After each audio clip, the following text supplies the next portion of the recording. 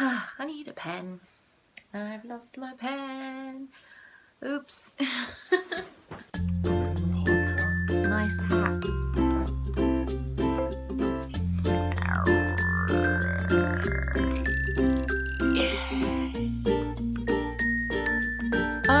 If you guys only saw half of the stuff I cut out. Okay. Hello everyone and welcome to Inside Number 23, my podcast about sewing and knitting and my crafty life in general. My name is Katie and I am coming to you from a rather bleak and gloomy Hertfordshire, which is just north of London in the UK, where I live with my husband Reece and our lovely little pug puppy Rolly. You can find me on Instagram, Ravelry and Periscope now as Miss Lavelli, as I managed to change my Periscope name from my Twitter name to its own individual thing. So yeah, pretty much everywhere on the social medias you can find me as Miss Lavelli, so please do come along and say hi. I'd like to say a big welcome back to anybody who's returning. Thank you for coming back. I know there's a lot of podcasts out there and I appreciate you coming to visit with me every week, share a little bit of time with me. And also a big hello and welcome to anyone who's checking me out for the first time. I'm so glad to have you here with me today. This is episode number 19 of Inside Number 23 and it's been a good week, I would say, a good week. Reece and I went to the pictures. We went and saw X-Men Apocalypse, which, you know, no spoilers or anything, but I very much enjoyed it. Very much more so than Captain America Civil War, which I said last week was a little bit of a letdown. So yeah, definitely recommend going to see that if you enjoy kind of X-Men in general. Feels like a bit of a funny day today because I'm recording a little later than I usually do. This morning I actually went to my cousin's daughter's christening, which was really sweet, particularly because she was wearing a christening gown that the last person who actually wore it was me. It was a christening gown that was made by my nan. She originally made it for my cousin, it was then passed down to me, and it has now been passed down to my cousin's little girl. So yeah, a little bit of handmade action being passed down among the generations, which was really sweet, and she looked utterly adorable in it. But yeah, it feels a little bit late in the day to be podcasting, and I feel a little bit pressed for time. Hopefully all will be well. You see, I haven't even got a hot beverage with me today. This is how discombobulated I am. Let's get on anyway, because I have so much to talk to you about this week. First and foremost, let's kick off with a little bit of admin. I do have a winner to announce this week. I have been hosting a giveaway over on my Ravelry group. Because we do have a Ravelry group, as I've just realised I haven't told you that, where you can find the show notes for this episode. Just search Inside Number 23 on the Groups tab on Ravelry and you will find us. Please do come and join because it's a lovely, lovely group of people there. But I have been hosting a giveaway over on the Ravelry group for the last 2 weeks. It was to celebrate reaching 4,000 plus subscribers on YouTube. I had a huge amount of posts, you guys. I think we were well over kind of 500 or something, which is pretty insane. So I just want to thank everybody who took part in the giveaway. I asked for a little bit of feedback to do with the podcast and you guys were kind enough to give me some really, really interesting comments, and I'm definitely taking all of that feedback into account. So thank you for everyone who came and commented and took part. Before I started recording, I actually went on to Random Number Generator and was able to pick the winning post, which is, drumroll, post number 364, which was posted by Tea and Toast, who is Teresa. So yay! Thank you so much, Teresa. And your post was, congratulations on reaching 4K. Not surprised though, love your podcast. Thank you so much. I love knitting, bit obsessed probably, but love your sewing sections too. It's really inspiring. Really love your out and about sections. There aren't many nice fabric or yarn shops near where I live, so it's lovely to see places like Grey Stitch and Loop on your vlogs. So it would be lovely if you could show more nice yarn and sewing shops from your travels. Thanks, and thank you, Teresa. I do really intend to get some more vlogs up, going to different shops, different places, some more places that are local to here, but also a little further afield. That's definitely in the works for the future, so I hope you enjoy that when that comes up. And yeah, please get in touch with me. Send me a personal message on Ravelry as soon as you see this, and I will get those prizes sent off to you. I'm so happy for you. Congratulations, and thank you to everybody who got involved in the giveaway. So one more bit of admin before we head on to the main event, which is of course knitting and sewing and all of that good stuff. I do have another little announcement to make, something that I'm very excited about, and I have been keeping under my hat for a little while, which I can finally talk to you about. And to help me out, I actually recorded a little bit earlier with, of course, my little furry assistant, because we have to get him in the podcast somewhere. So I'm going to hand you over to Katie of the past and Rolly the pug, and they are going to deliver some super exciting news. Say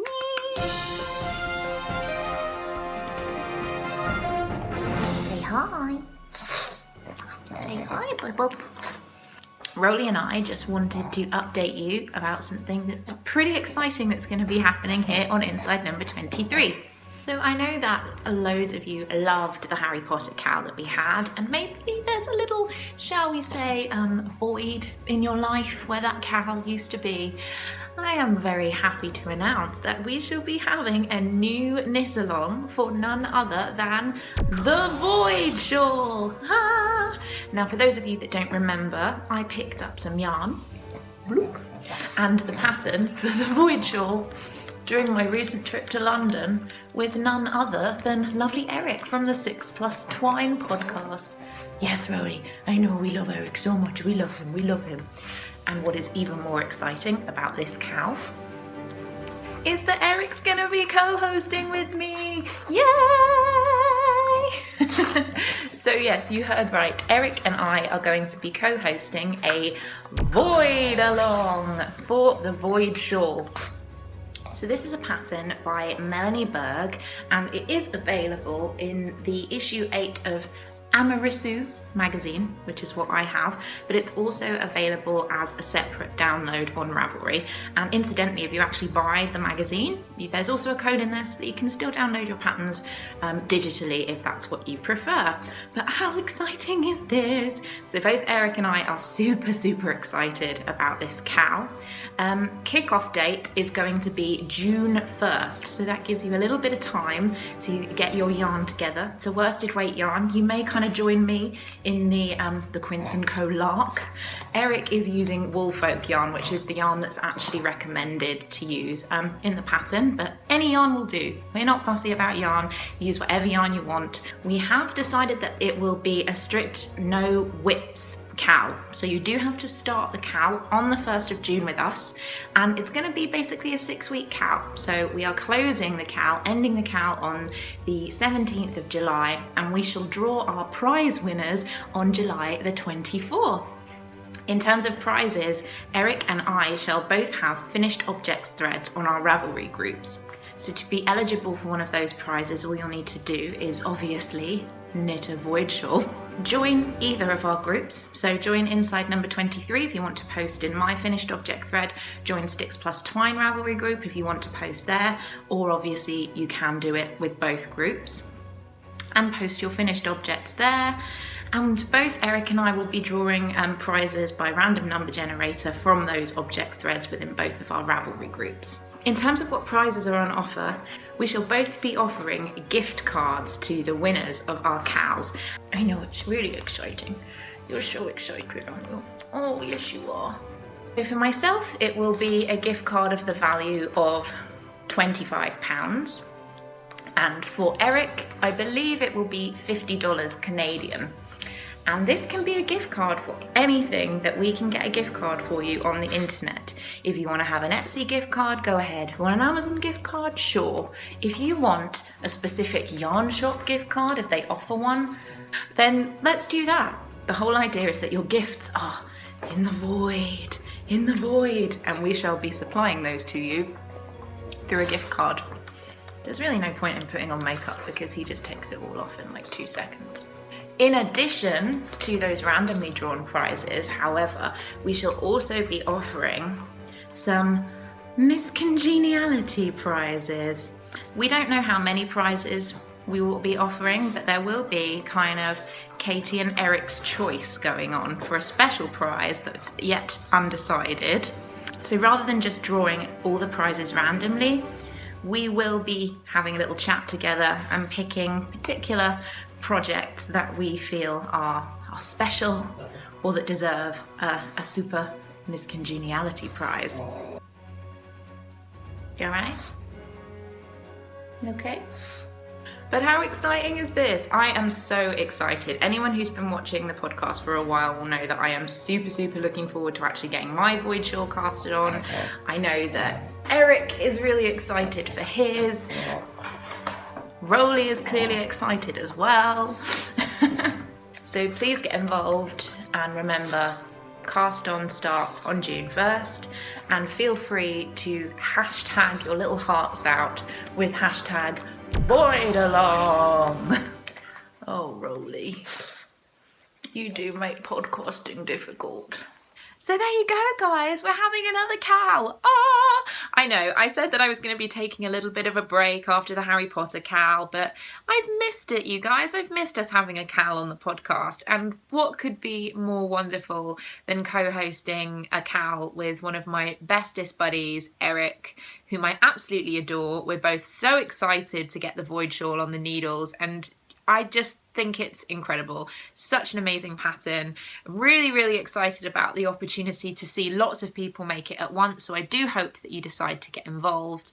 And yeah, I believe by the time I put this up, I will have already opened a chatter thread for the Voidalong, hashtag Voidalong, in the Ravelry group. So again, head over there, let's start chatting, and let's all get excited and ready to cast on for June 1st. So after all that, I think it's just about time for us to get on with some knitting talk, don't you? So let's move forward with what's on my needles. So I'm not gonna lie, guys, this week I feel like I've been in a bit of a knitting slump. I've got a lot of projects that are kind of half-finished objects, things that have been languishing for a while. In particular, I have about 4 pairs of socks currently on the needles, and I just wasn't feeling it with any of those projects. And it was a bit of a sad week because every time I found myself reaching for one of my projects to do a bit of knitting, I was just a bit, ugh. And what I've been telling myself recently is that I wanted to get as many projects off the needles before I start the Void Shawl, because that's going to be a big project that's going to take up a lot of time, and I want to kind of have a bit of a clear slate for when I start that project, so I can really dedicate my time to it.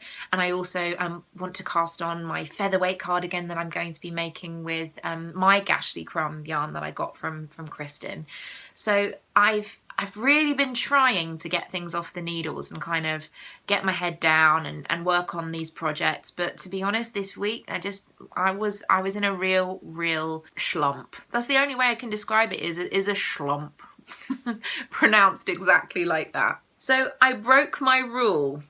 I didn't actually take an old project and finish it. I do have a finished object, but it's something that I cast on this week. But I feel so much better for having done it, and I'm so excited with this project. I knitted this week my first ever hat. Can you believe this? This is, as you can see, a lovely, squishy, gorgeous hat. And it's a very kind of slouchy hat. It's quite big, as you can see. But I'm wondering if you can see within the rib pattern, there is kind of a twisted cable going on. Can you see that here? Little twisted cables. This yarn was kindly gifted to me by Deb of Fondant Fibre. It's a superwash double knit yarn, and it's called Violet Creme, and isn't it beautiful? All these kind of violet purples, whites and browns, like Violet Creme chocolates.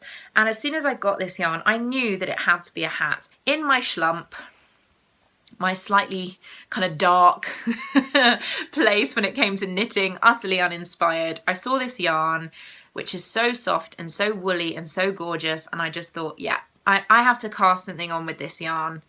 And I went through Ravelry. I found a variety of kind of cabled hats that I liked within this weight that required just a single skein of yarn, and I narrowed it down to this one. It's a free pattern.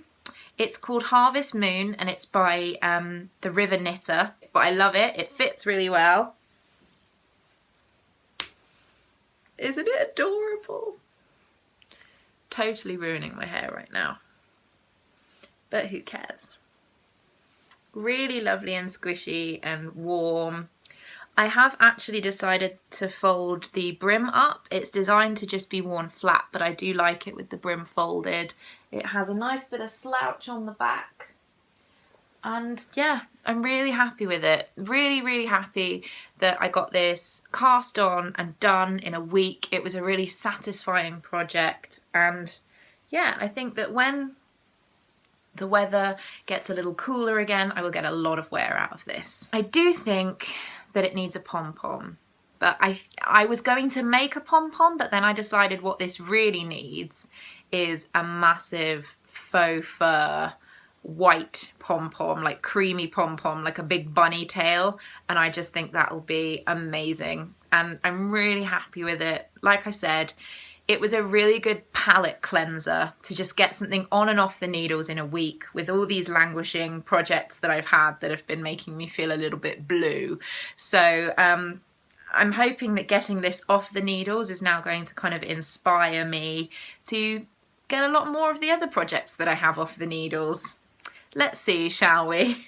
I'm a hat knitter now, guys. Who would have thought it? So we do have a couple of works in progress as well.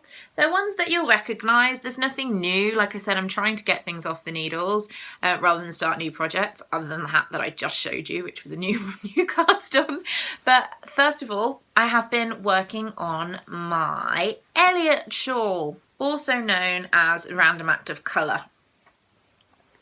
So I last week was up to this point, just before the purple, on this shawl, and I have now started the second lace section, which is in this beautiful green. As I've said previously, this pattern was designed by lovely Debby and Amy of the Periscoping Sisters. This is actually a test knit for them. Random Act of Colour will be available on the 15th of June to download on Ravelry, and they will be having a knit along, which will be starting on the 1st of July. And the yarn I'm using is actually the yarn that has offered yarn support for this particular pattern, which is Anzula fibres. I'm a little bit sad with this shawl, not because of anything to do with the shawl at all, but two of the other test knitters have now finished their shawls.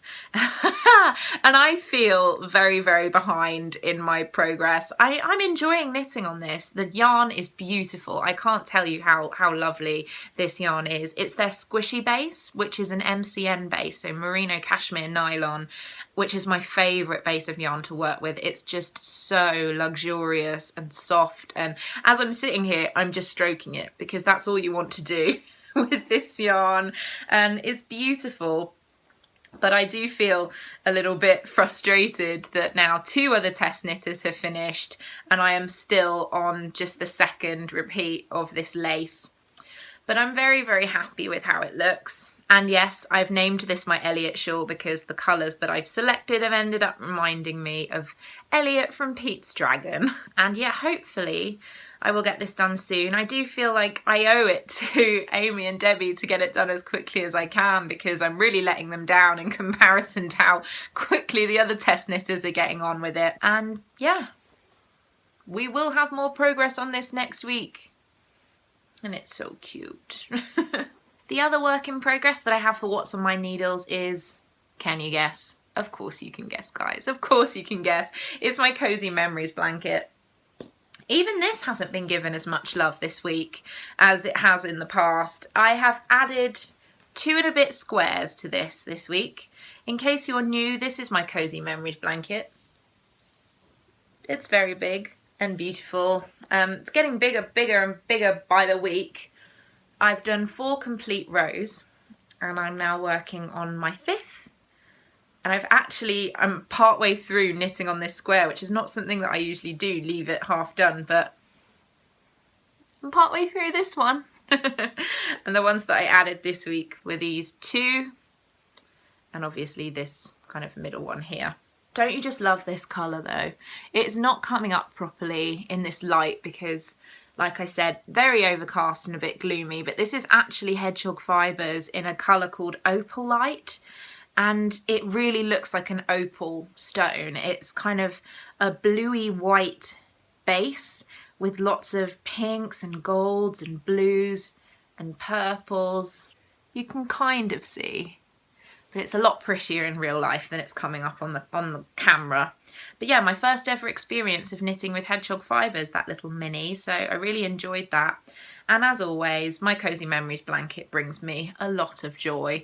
But to be honest, I have been trying to put it to one side and not spend all of my time knitting on this, because as I said, I have so many other projects that I'm currently working on that it feels a little naughty to just be knitting on the Cozy Memories blanket, even though I know that that's ridiculous because my knitting time is my knitting time and nobody's is kind of, you know, expecting anything more apart from myself. These are literally goals that I'm setting for myself and then getting disappointed when I don't kind of follow through on them. So living in a hell of my own making, guys.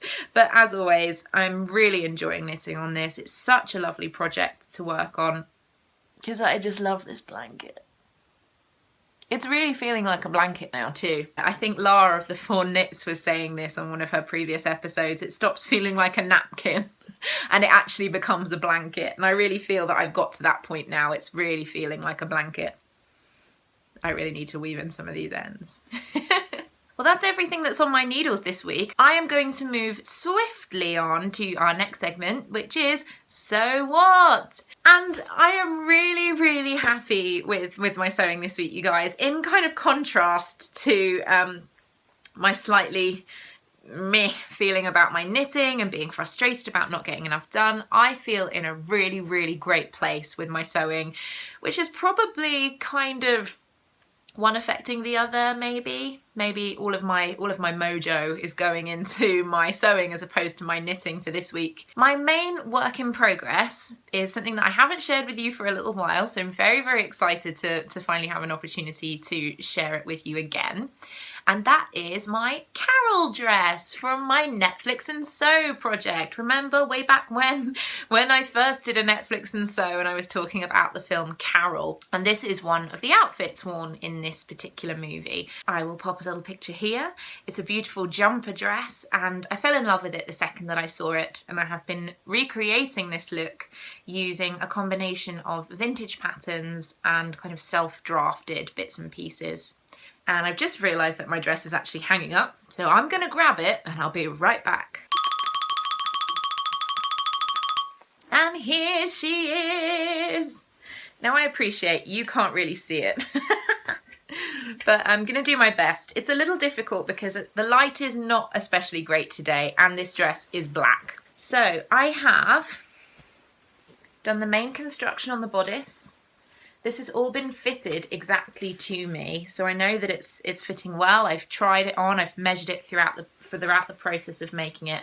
So I've constructed the main bodice, and I've also now attached the skirt, which I drafted myself. And rather than doing a gathered skirt as I wanted to originally, I actually pleated this. So if you can see, it is pleated along here. There's a flat panel in the front and then pleated along the sides, and again in the back we have pleats with a slightly flattened section in the back. I've also inserted an invisible zipper in the back, and in terms of detailing I have added some bias tape. Can you see that? Ish. I'm sorry, it's blowing out the camera. Some bias tape around the neckline. And yeah, I'm really, really happy with how this is getting on. I do have quite a lot of other bits and pieces to kind of do to this dress in order to finish it. I need to do finishing on all of the internal seams. I need to hem it. I also need to put bias binding around the armholes. As you can see, they're still a bit scrappy because they're raw edges. Lots of little bits and pieces still to go, but we're definitely heading towards the end. The end is in sight at this point for the Carol dress, which is wonderful because it has been, you know, waiting to be finished for quite some time now. So I'm really, really happy that we're at this point. I also have been videoing my process of sewing up this dress from, you know, way back when I was cutting out pattern pieces to now. So as soon as I have completed the dress, I will start editing together that footage, and it's going to be the start of a new kind of video series. It's not necessarily going to be very regular, but I hope that if you like it, I'll be able to repeat it with whatever projects I'm working on from kind of here on in, which is something that I'm calling IRL sewing, so in real life sewing. I get a lot of questions, people asking me how I fit my sewing and my crafting in around my regular life, because I do work a full-time job in addition to all the crafting that I do and the podcast that I do. So it's been interesting to kind of document what I'm doing in my life and where I find the time to fit in this project. So like I said, when I finish this, I will edit together that footage, and yeah, it should be interesting viewing. So yay! The other thing that I want to talk about in So What this week is the wardrobe architect.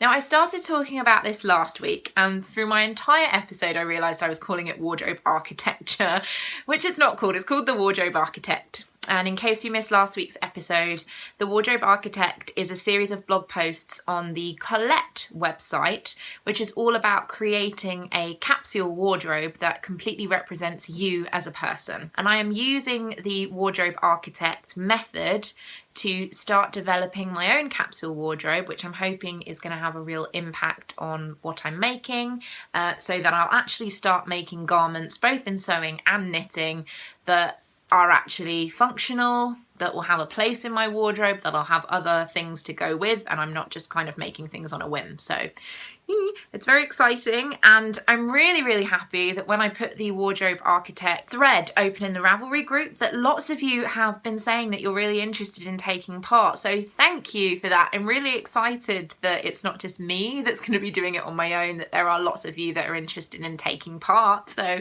I wanted to talk to you quickly this week about weeks 1 and 2 from the Wardrobe Architect, which I have now partially completed in terms of the exercises that it asks you to do. So if you read the actual posts of Wardrobe Architect, you'll know that at the end of each post you get exercises. So sometimes it's a worksheet, sometimes it's something more practical, but for weeks 1 and 2 you download worksheets. And the first week was called Making Style More Personal, and the second week was Defining a Core Style. And the main object of both these weeks, they kind of work really nicely together, which is interesting. Week 1 was taking your own personal experiences and linking them back to your wardrobe. So for example, it asks you how your history, your philosophy, your culture, your community, your activities, your location and your body affect what you want to wear, and your aesthetics and the styles that you like and all of that good stuff. The second week kind of takes that more cerebral process and turns it into looking at things from a purely aesthetic and emotional sense. So it's all about you thinking over how your clothes make you feel, how you want to feel when you're wearing particular items. So let me give you an example of a couple of these things. One of the questions on week 1 was talking about how has your personal history informed the way that you dress. And one thing that really stood out to me is my past career in theatre. I was more excited about costuming and costumes for characters that I was playing than the clothes that I wore myself, which is kind of why I think that I started dressing more eccentrically, because I suddenly realised something clicked in me that made me realise that there was no reason that I couldn't take some of the beauty that I was experiencing on stage and put that into my personal life. So that's just one of the things that it asks you on the worksheet. Week 2 talks through when you're wearing your favourite clothing, how do you feel? And it asks you to write down descriptive words about how you feel when you're wearing that outfit that makes you feel amazing. Does it make you feel confident? Does it make you feel powerful? Do you feel poised? Do you feel sexy? You know, pick the word that works for you. It then gets you to condense them into about 3 to 5 words that you feel really, really represent your personal style. And once you've done that, it asks that you create a mood board, which I am yet to do. I've got my little list of words, which I'm really, really excited about. And I now have to find some pictures online. This is around about 15 to 20 pictures that represent these 5 words. So this process is about really condensing your understanding of who you are and then turning that into something to do with your wardrobe. I hope that makes sense and I haven't just waffled on like randomly, but I will be talking about this more specifically in the Ravelry group. I will be sharing my Pinterest once I've got all of my pictures through on the Ravelry group. So if you're wanting to kind of take part in that, please come along and chat with us. I will keep you up to date as to how this is going, but I understand it's not to everyone's taste. So, you know, if people do want me to share more about this on the podcast, then let me know. Pop a comment down below or comment on the Ravelry thread for this episode. If not, we'll just keep it in the Ravelry thread because I know that the people there are super interested. So, honestly, such a great series of blog posts. Everybody should read them. So one thing that has been getting me through my slightly kind of schlumpy feeling to do with my knitting this week, and it's all felt a bit difficult, is having some awesome things to listen to. So this is bringing me to my next segment, which is What Would a Bookworm Do? Which I know is super popular for you guys. So thank you for all of the positive feedback about me sharing books and that type of thing on the podcast. It's really, really nice to know that you like hearing about this type of stuff as much as I like talking about it. But the one thing that I have been listening to non-stop this week is I, on my Audible account, recently downloaded the Jane Austen BBC Radio Drama Collection, which is basically a whole collection of all of Jane Austen's books that were recorded, dramatised by the BBC, and they're now available in one big lump. So you literally can listen from start to finish for over 15 hours to all of these dramatisations of Jane Austen novels, which is just fabulous. So I am just over halfway through. It started with Mansfield Park, which I listened to.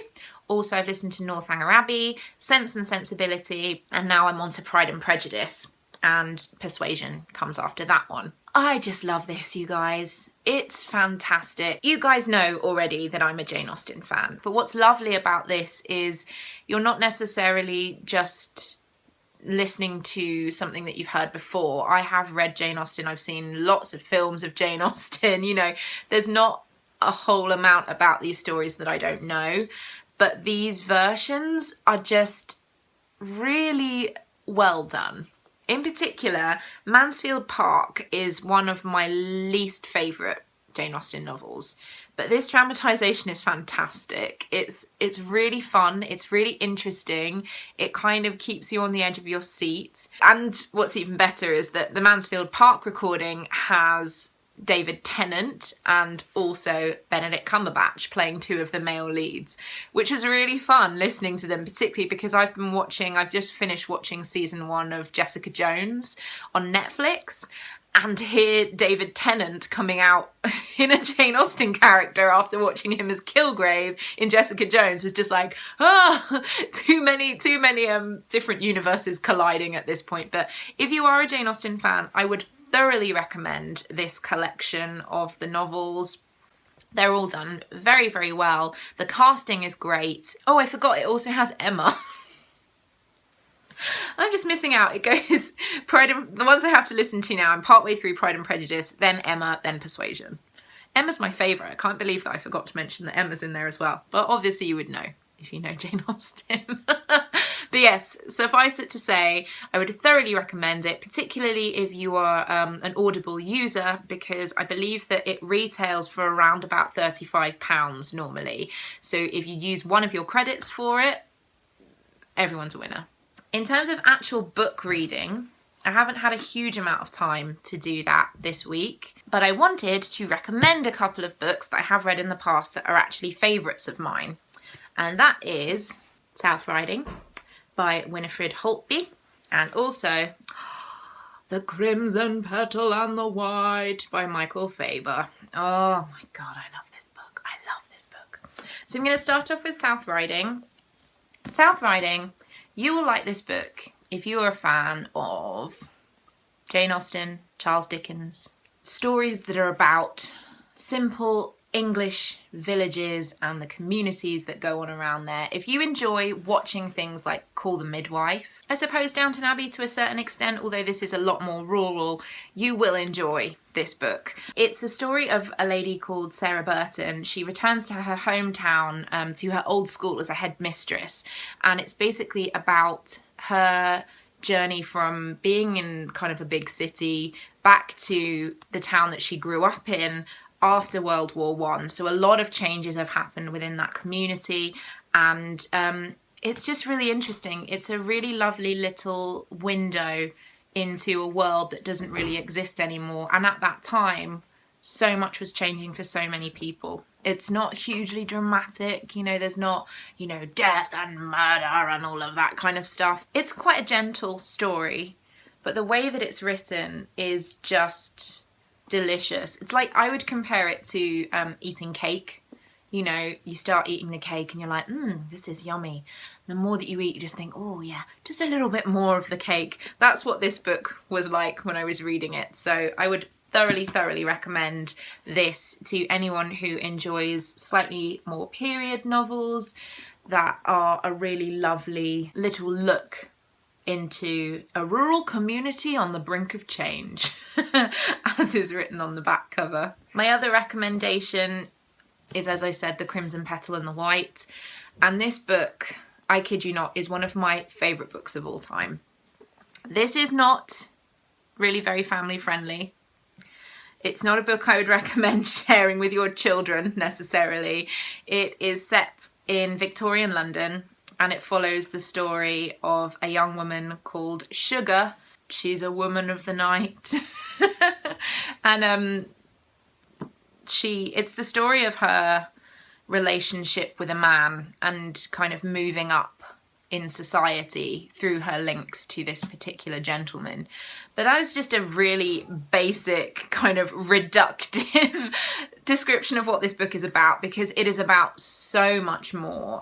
There are quite a lot of different stories that run through this novel.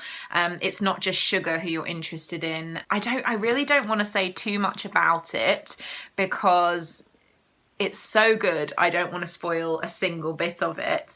It is quite sexy.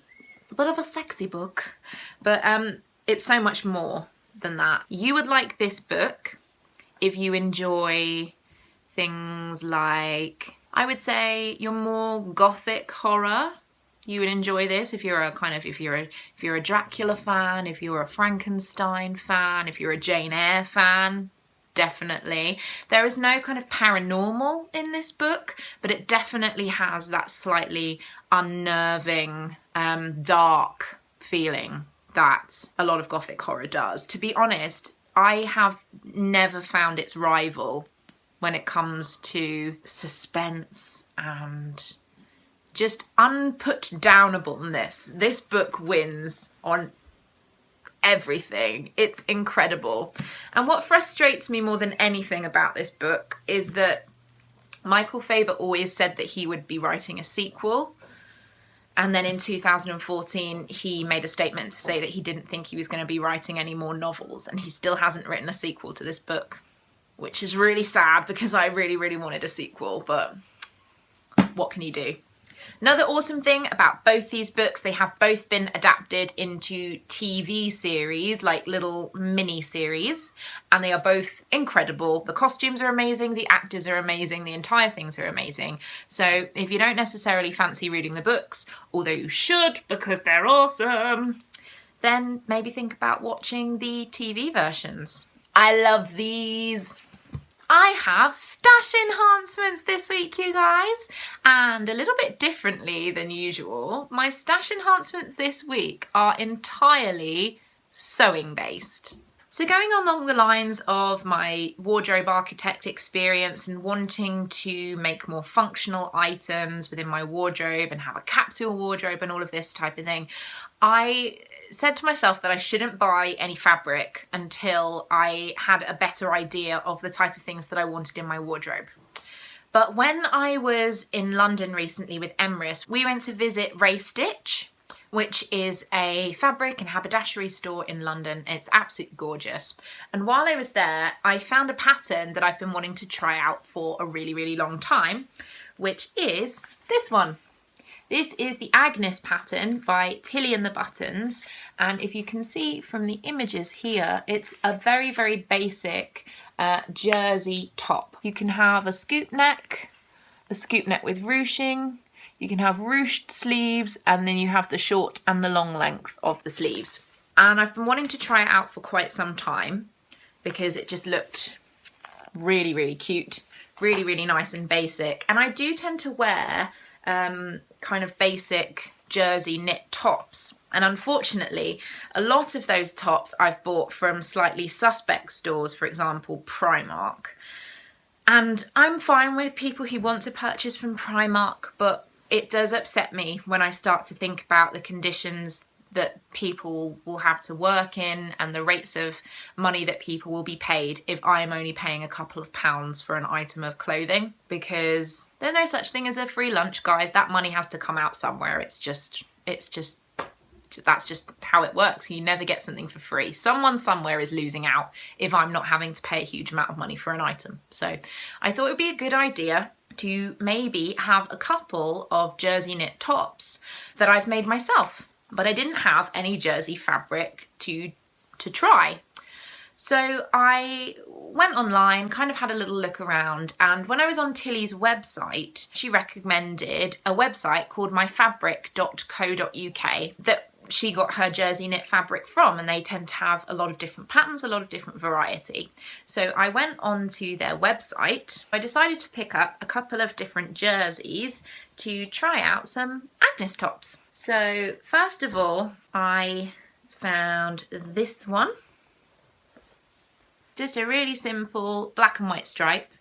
Nice basic, goes with a lot of different things, and I just think it will look really cute. To go along with that is this one, which I really, really like. It's kind of a slightly taupey, creamy brown stripe with the white again. And both of these will be Agnes tops. When I was browsing on myfabric.co.uk, as very often happens when you're browsing for fabric or yarn or that type of thing, I know that you can relate, guys. I know that this has probably happened to you. I got distracted by some other fabric. And you may remember last week I was talking about my next Netflix and Sew project, where I'm going to be recreating a top from What If, and I'm going to be using the Mimi blouse pattern, which is this lovely pattern, and it's from Love at First Stitch, another Tilly and the Buttons book. This is her book, which again I thoroughly recommend. I love it. And I saw on myfabric.co.uk, how many times can I say the website name, some eyelet cotton. Can you see this? It's 100% cotton with these really cute little embroidered flowers on it. And I just thought this would look so pretty as a Mimi blouse, as a really simple summery top to wear with bright coloured skirts and bright coloured cardigans over the top of it and that type of thing. So I had to pick up some just kind of basic but not too basic, because it has this detailing in it. In terms of purchasing from them, really reasonable rates for the fabric, not hugely expensive, so it was possible to buy all of these for a good price, and shipping wasn't hugely expensive either.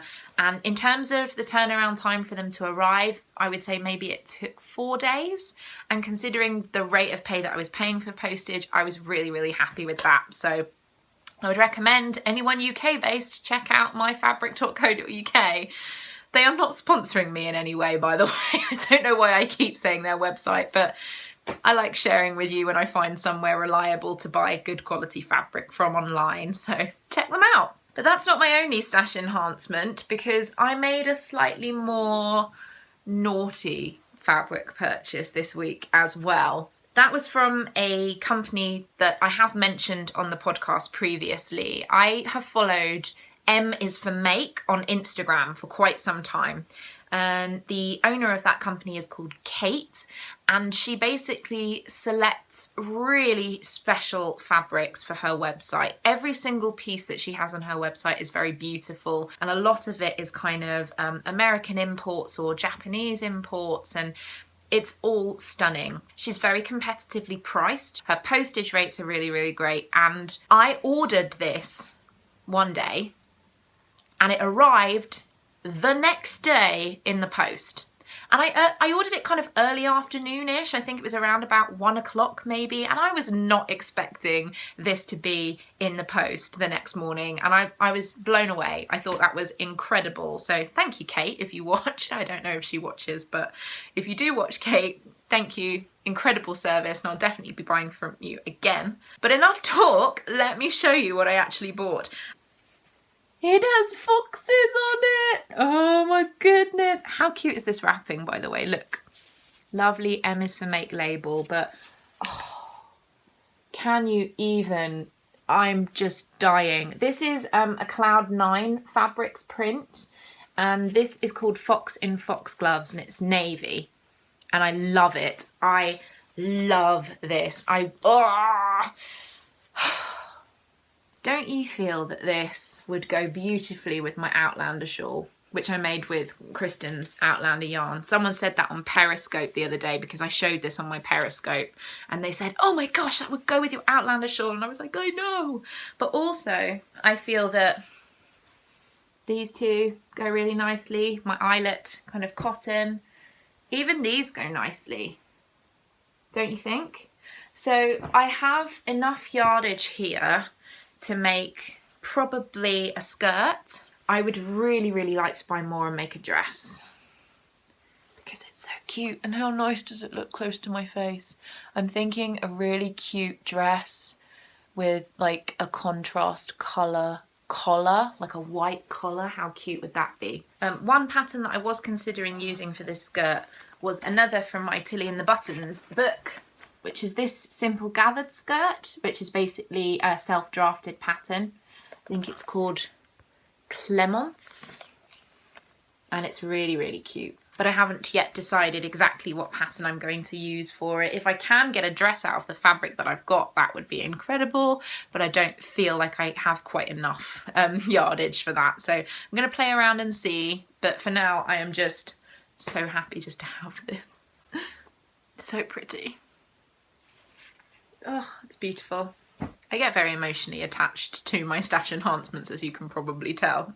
So there's one segment left, you guys. I must say that the knitting and sewing and crafty conversation has pretty much finished. I'm going to be talking about something a little bit different in my final section this week. So if that's what you checked in for, thank you so much for coming, and I'll see you again next week. But if you'd be interested in hearing a little bit of general waffle, then please continue watching, and let's see what I'm waffling about this week.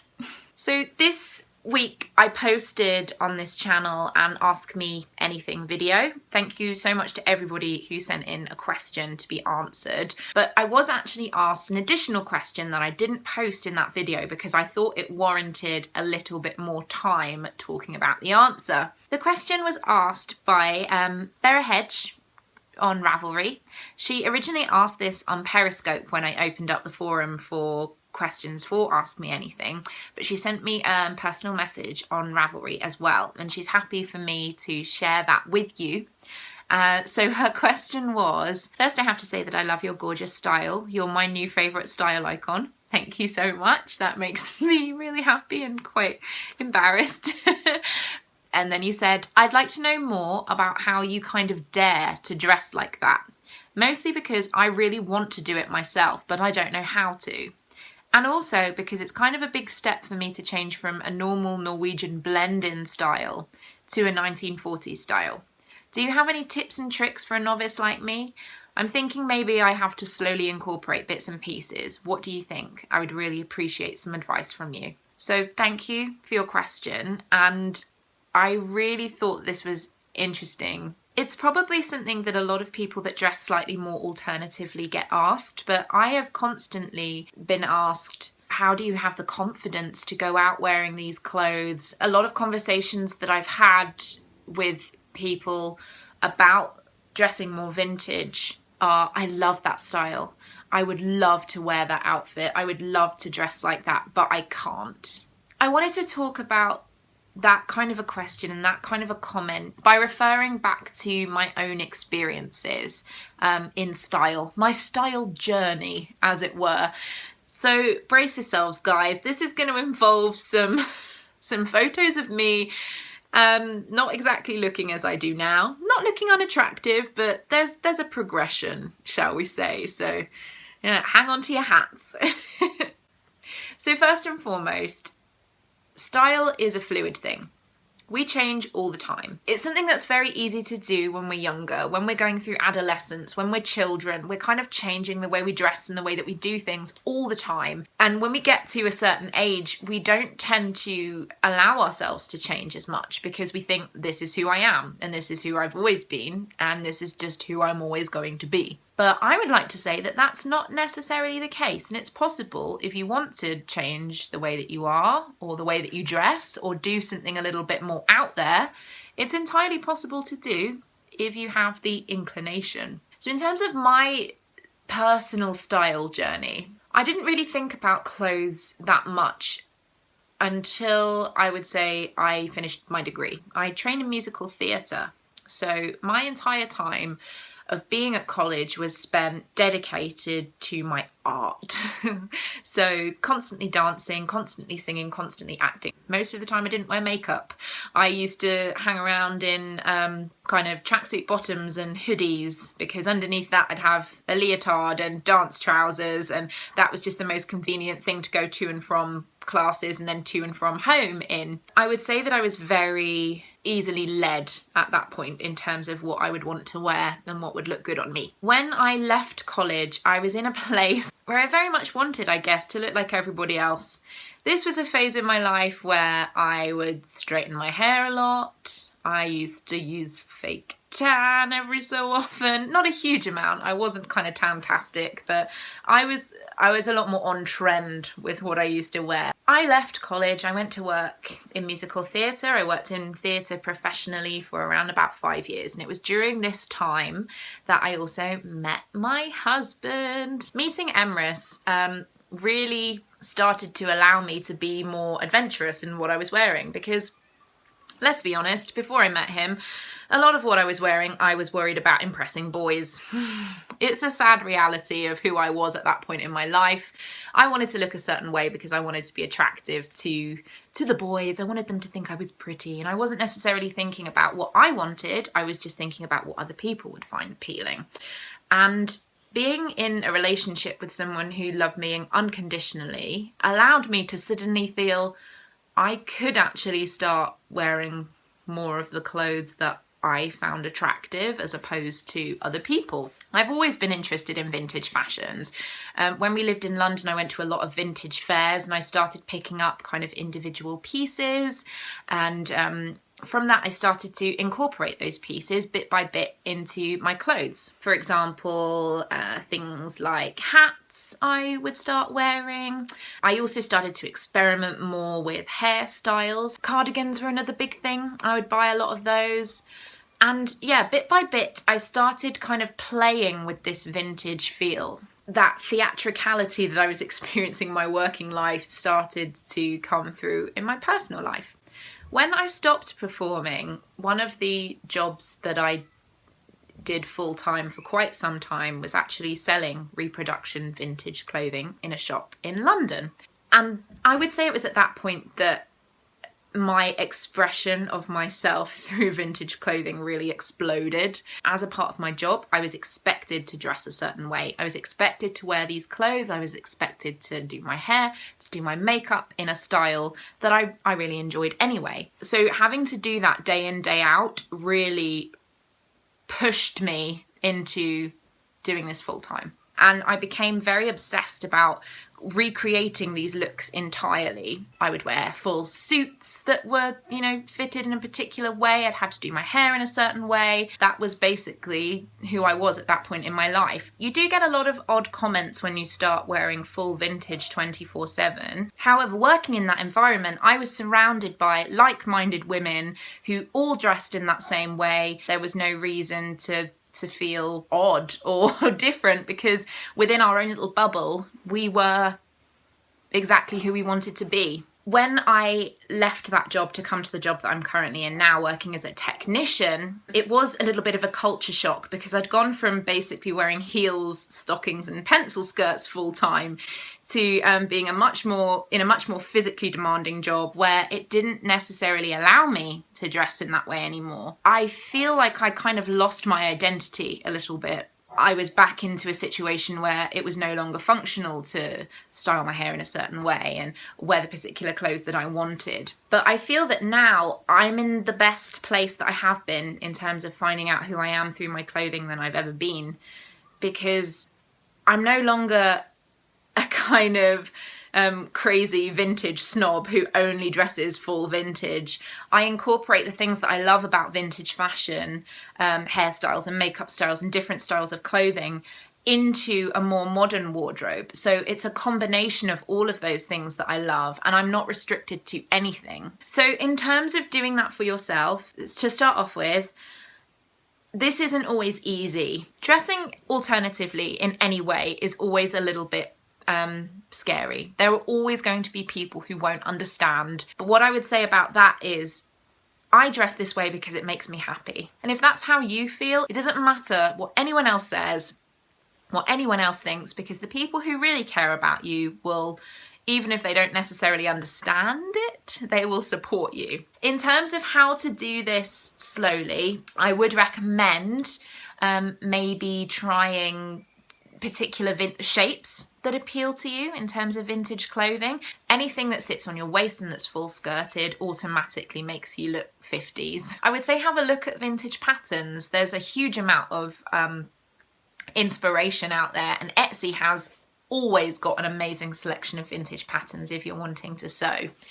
If you're thinking that you'd like to go full on genuine vintage, I would pick up pieces that you really love. So I started collecting beaded cardigans because they are genuine vintage, they're the real deal, they're beautiful, and they go with so many things. You can incorporate a vintage cardigan into a modern outfit and it still looks really great. And I would say if you're really, really wanting to go all out, the hair and the makeup for me was the real deal when I really started feeling as if I was a part of this vintage community and I was looking the way that I really wanted to do. The great thing about a lot of modern fashion, with things like Mad Men, I know is not out anymore, but it's really brought 50s fashion back into the mainstream. So there are a lot of different silhouettes out there that do still represent that kind of golden era of the 1950s. More than anything, if this makes you feel happy, don't let anyone stand in your way. Maybe you want to go full on vintage, maybe you just want to wear red lipstick. Something that small can feel completely as though it's out of your reach. And sometimes you just have to make the decision to be happy above anyone else's opinions of who you are. And believe me, it can sometimes be a little hard.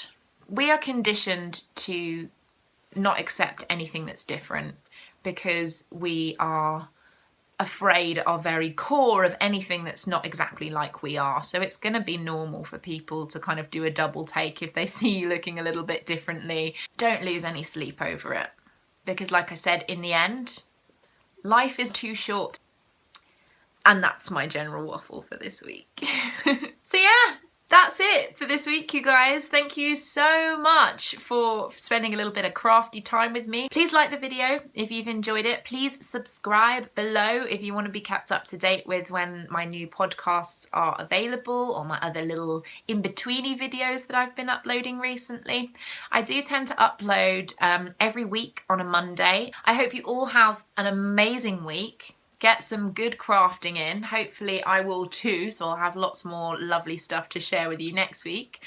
But for now, happy sewing, happy knitting, and I'll see you all soon. Bye!